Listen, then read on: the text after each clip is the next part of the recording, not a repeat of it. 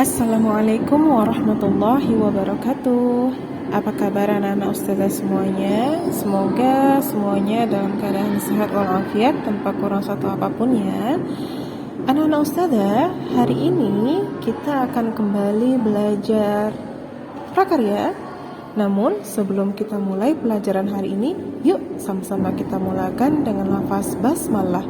Bismillahirrahmanirrahim.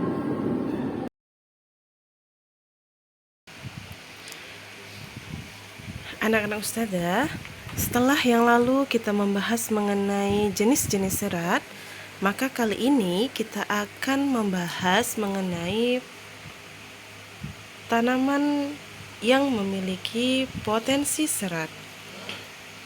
Di antaranya adalah tanaman rami, tanaman nanas, tanaman pohon pisang, tanaman bambu, pohon kelapa, tanaman eceng gondok, tanaman mendong, dan tanaman pandan. Anak-anak ustazah, ada banyak tanaman di sekitar kamu yang memiliki potensi serat.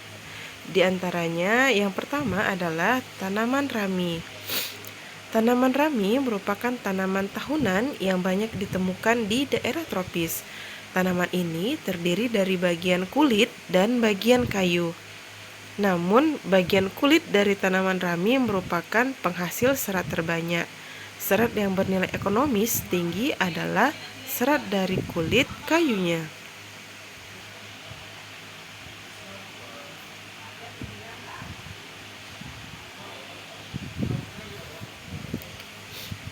Yang kedua, tanaman nanas. Tanaman nanas banyak ditemukan di daerah tropis dan subtropis, misalnya seperti Filipina, Brazil, Hawaii, India, dan juga Indonesia. Nah, bagian tanaman nanas yang terdapat seratnya yaitu bagian daun. Namun, kekuatan serat pada daun nanas muda relatif rendah dan seratnya lebih pendek. Sementara itu, kekuatan serat pada daun nanas yang sudah tua lebih kuat dan seratnya lebih panjang.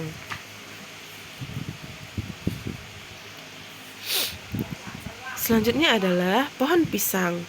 Pohon pisang merupakan tanaman buah tropis yang terkenal di dunia. Ada banyak spesies pohon pisang, salah satunya adalah pisang abaka. Pohon pisang abaka yang berasal dari Filipina itu disebut juga pisang Manila. Batang pohon pisang abaka dia mengandung banyak serat. Serat batang pohon pisang abaka ini sendiri memiliki banyak manfaat. Salah satunya adalah untuk membuat benang. Bahkan dapat juga dimanfaatkan sebagai bahan baku pembuatan kertas. Selanjutnya adalah tanaman bambu. Tanaman bambu merupakan tanaman yang tumbuh dengan cepat dan berpotensi serat. Serat pada tanaman bambu dapat dijadikan sebagai bahan baku pembuatan sandang, misalnya pakaian, handuk, dan produk tekstil lainnya. Kain yang terbuat dari serat tanaman bambu memiliki banyak kelebihan. Kain tersebut memiliki daya serap tinggi dibandingkan kain katun. Kain tersebut juga merupakan antibakteri, lebih kuat, lebih lembut, dan lebih mudah diwarnai. Oleh karena itu, serat tanaman bambu disebut sebagai ratu dari tekstil. Bahkan para ahli menyebutnya sebagai bahan tekstil yang memiliki prospek pengembangan paling cerah di abad 21. Selanjutnya adalah pohon kelapa. Pohon kelapa merupakan tanaman yang tumbuh di daerah tropis. Nah, Indonesia merupakan negara penghasil kelapa yang besar. Ada banyak pohon kelapa yang tumbuh subur di Indonesia. Pohon kelapa merupakan tanaman yang berpotensi serat. Sabut kelapa adalah bagian dari pohon kelapa yang mengandung banyak serat. Nah, serat dari sabut kelapa dikenal sebagai cocoa fiber, coir fiber, coir yarn, coir mud, dan rocks.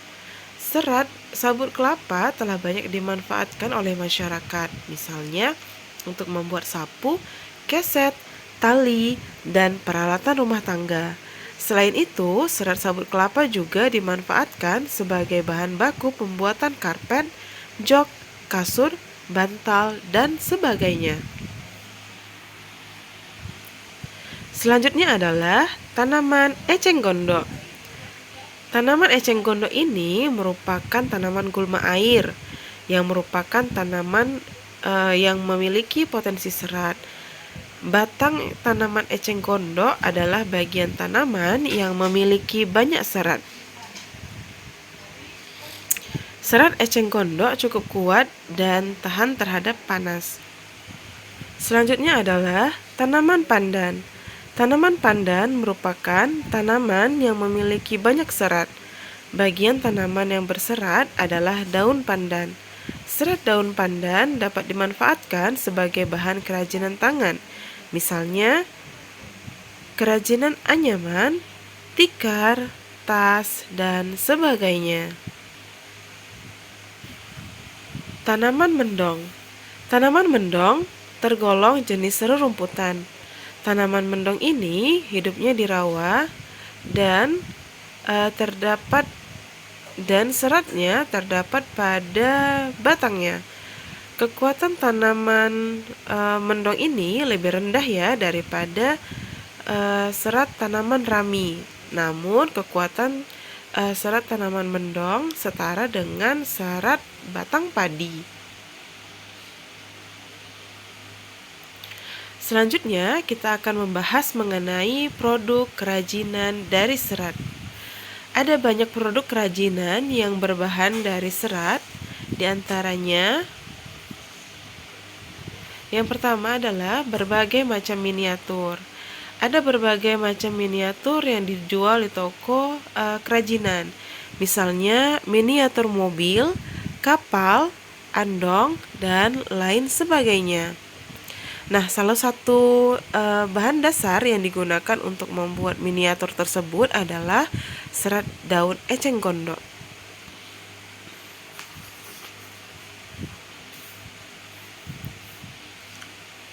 Selanjutnya adalah sandal. Pada umumnya, sandal itu berbahan dasar karet.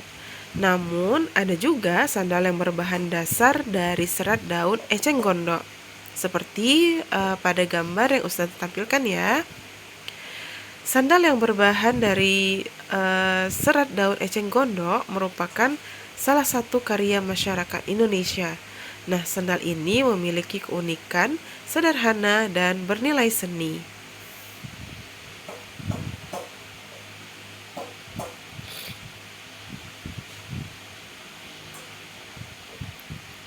Berbagai macam tas. Ada banyak macam tas yang berbahan dasar serat alami. Serat alami yang digunakan adalah serat daun eceng gondok, serat tanaman mendong, serat daun pandan, dan serat pelepah pisang. Nah, berikut beberapa jenis tas yang berbahan dasar serat alami.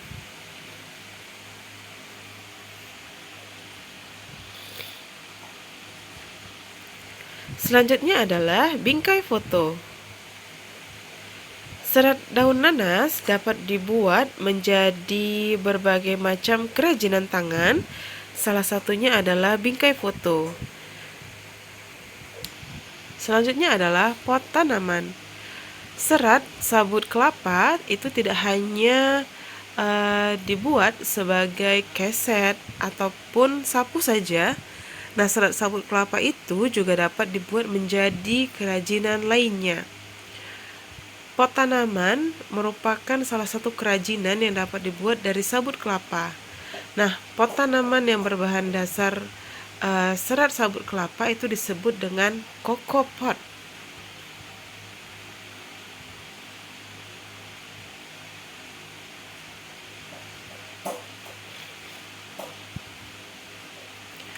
Pengolahan tekstil. Tekstil adalah berbagai macam bahan yang terbuat dari serat. Bahkan bahan tersebut dapat berupa benang ataupun kain. Dalam pemakaian sehari-hari, pemakaian istilah tekstil sering disamakan dengan kain. Akan tetapi ada sedikit perbedaan antara istilah tekstil dengan kain ya. Istilah tekstil digunakan untuk segala macam bahan yang terbuat dari benang. Sementara itu, istilah kain digunakan untuk bahan pembuat pakaian dan berbagai macam produk kerajinan. Berikut merupakan jenis-jenis tekstil. Ada berbagai jenis tekstil yang perlu kamu ketahui. Nah, tekstil yang dikelompokkan berdasarkan jenis dan kegunaannya. Berikut ini merupakan pengelompokan tekstil berdasarkan jenisnya. Yang pertama, tekstil berdasarkan jenis produk. Tekstil berdasarkan jenis produknya dibedakan menjadi serat staple, serat filamen, benang, kain, dan produk jadi.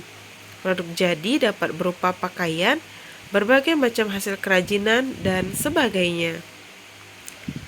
Selanjutnya adalah tekstil berdasarkan jenis bahan.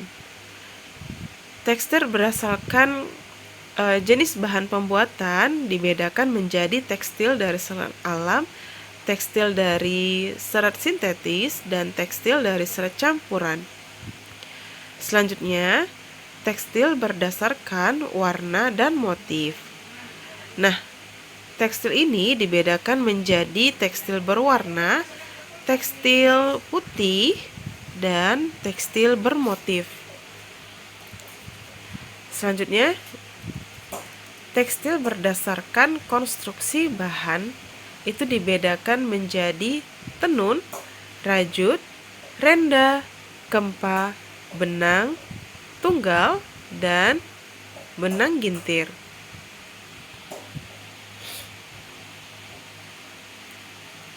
Selanjutnya yang akan kita bahas adalah tekstil berdasarkan kegunaannya. Nah, kamu sudah mengetahui nih pengelompokan tekstil berdasarkan jenisnya. Berikut ini ada pengelompokan tekstil berdasarkan kegunaannya. Di antaranya adalah yang pertama, apparel tekstil, yaitu tekstil yang digunakan sebagai keperluan membuat busana. Misalnya, kemeja, celana, pakaian sehari-hari, sepatu, kaos kaki, dan sebagainya. Selanjutnya, ada military tekstil, yaitu tekstil yang digunakan untuk membuat berbagai macam kebutuhan militer.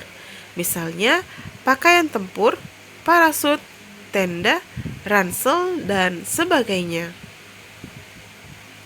Selanjutnya, hospitality tekstil, yaitu tekstil yang digunakan untuk membuat berbagai macam keperluan medis. Misalnya, perban, pakaian pegawai medis saat bekerja, baju pasien, perlengkapan pasien saat dirawat, dan sebagainya. Selanjutnya adalah go tekstil, yaitu go tekstil ini biasanya digunakan untuk keperluan menyangga struktur tanah. Nah, bahan yang digunakan untuk go tekstil adalah serat polyester dengan pembuatan khusus. Selanjutnya ada sportwear and sport textile, yaitu tekstil yang digunakan untuk membuat berbagai keperluan olahraga. Misalnya pakaian olahraga, berbagai jenis bola, dan sebagainya. Yang terakhir adalah industrial textile, yaitu tekstil yang digunakan untuk membuat berbagai macam keperluan dalam industri. Misalnya berbagai macam kemasan produk, tali, pakaian untuk bekerja, ikat pinggang, dan sebagainya.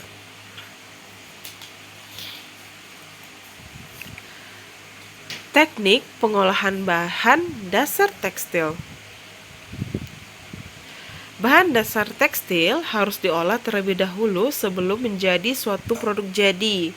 Nah, ada beberapa teknik untuk mengolah bahan dasar tekstil hingga menjadi suatu produk jadi. Berikut ini beberapa jenis pengolahan tekstil tersebut. Yang pertama adalah pencelupan benang. Pencelupan benang adalah proses pemberian warna pada benang. Tujuan dari pencelupan benang adalah agar benang terwarnai secara merata. Selanjutnya, tekstil struktur. Tekstil struktur adalah suatu jenis benang atau serat yang dibentuk hingga menjadi sebuah struktur. Selanjutnya adalah penenunan. Penenunan adalah proses menganyam benang lusi atau membujur dengan benang pakan atau melintang sehingga menjadi lembaran kain. Selanjutnya, ada proses perajutan. Proses perajutan adalah proses membuat kain dengan cara merajut benang.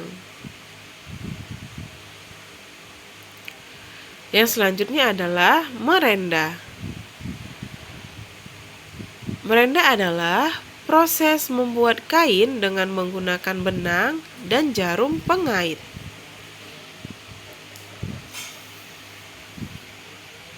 Selanjutnya, makrame, yaitu teknik menyimpulkan benang untuk menghasilkan berbagai produk kerajinan.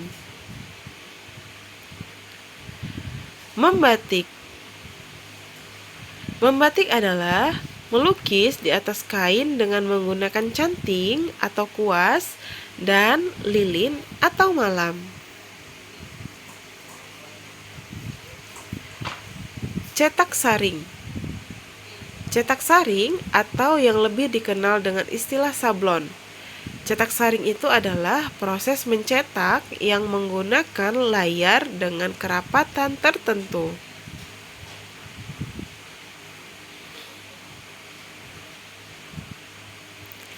Selanjutnya adalah menjahit.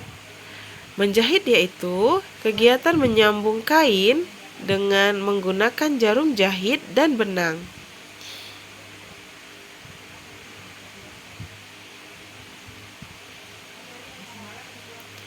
Yang terakhir adalah menyulam. Menyulam yaitu membuat hiasan pada permukaan kain dengan menggunakan benang hias sulam. Contohnya seperti yang ditunjukkan pada gambar ya.